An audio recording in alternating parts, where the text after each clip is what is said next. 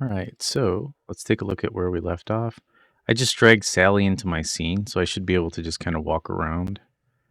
I can get a quest. I can be reminded of the quest. I can grab this. Now, the thing is, it would be great if I could know how long I'm in that jump mode. If you remember the old classic Mario Brothers games, you would have some sort of like it would flash when it's getting close. So let's make this duration like a little bit longer. Well, we'll leave it short because I want to show you how this works. So what we're going to do is we're just going to do, yeah, let's build out the function. I'm thinking about we have this object interaction script that we can reuse, but I want to sort of show you an alternate method of doing things. Just kind of expanding your arsenal of game development tools. So let's go ahead and create the icon. So right off the bat, we have our letter image. I'm turning that back on because I'm going to put the jump image next to it. So I'm just going to duplicate this. And I'm going to call this jump image or jump. Let's do jump power up image.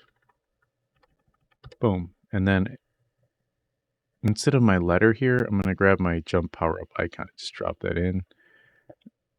Let's hit F to focus on that. I'm going to move it over here. And it looks a bit squished. So I'm going to just scale it up vertically like that till it looks good. And I'm just going to do something like this. So I'm going to leave that on for a second just so you can see it. And there's a couple of things that we can do. I'm trying to think of, you know, um, let's see. We have our power ups folder here. Let's just create a power up UI controller. So let's create a C# script and call this UI power up CTRL, and this will be our power up controller. And I'm just going to drag this time. I'm going to just drop it right on top of my jump power up here, power up image, or actually icon here. Oh no, I want it on my image here. And let's see, we'll drop that here. And let's go ahead and open this up inside of Writer. I'm also going to open up the character controller script because what I'm thinking is when I enter this, it's going to activate it, and when the duration is over, I'm going to deactivate it. All right, so let me go ahead and delete this out, and then let's take a look at our code here.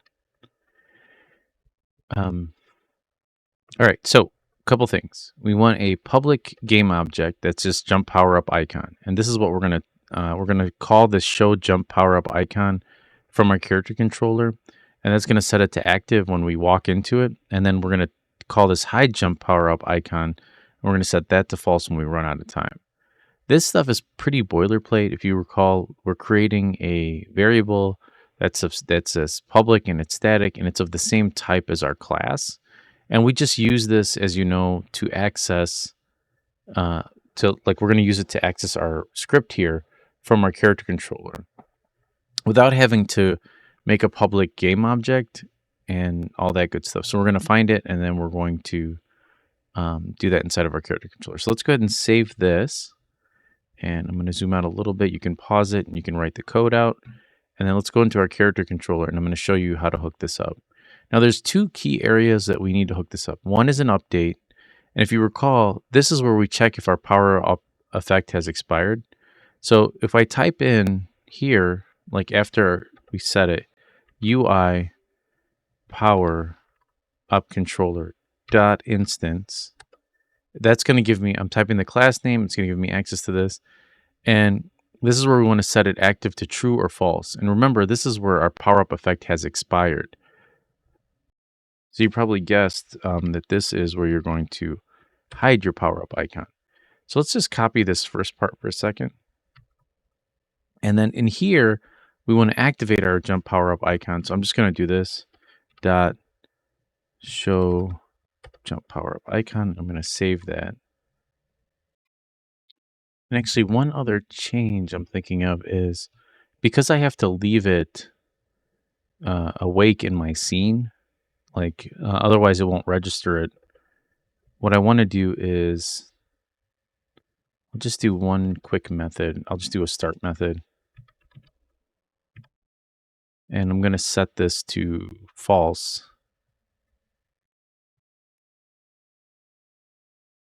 And I think that should work because one of the issues is if it's set active as false, it might not register it. We might get a reference exception in our scene. So I think if I start it off in start mode and then I set it to false, it should work. So let's try that out.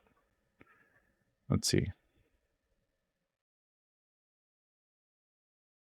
All right, that's false. Actually, our letter image should also be off.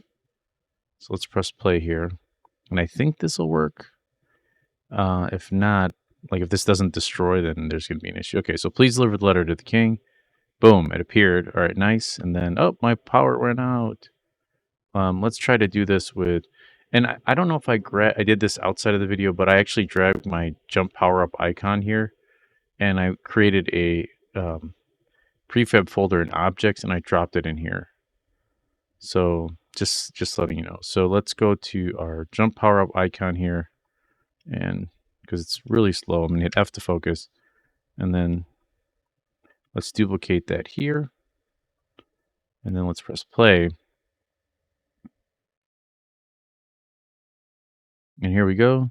And what's kind of cool is with that UI controller script that we created, boom, I grabbed 2 of them. Now I've got double the jump speed, and then it's worn off, and now I can't jump that high, which is pretty neat.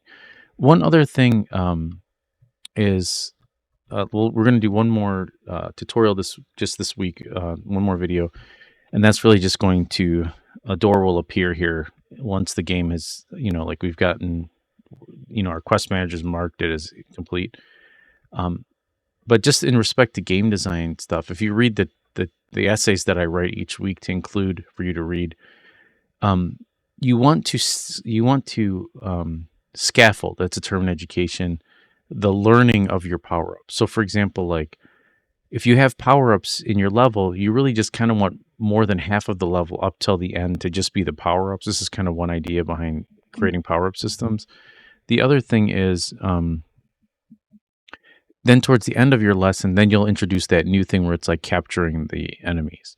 So, yeah, that's it for now. And yeah, in the next video, we'll take a look at how we can create the win-lose scenario of the game. And really, there's no lose scenario because you always just respawn. And we actually need to create something where if you fall down here, you respawn here too. But that stuff can be expanded later.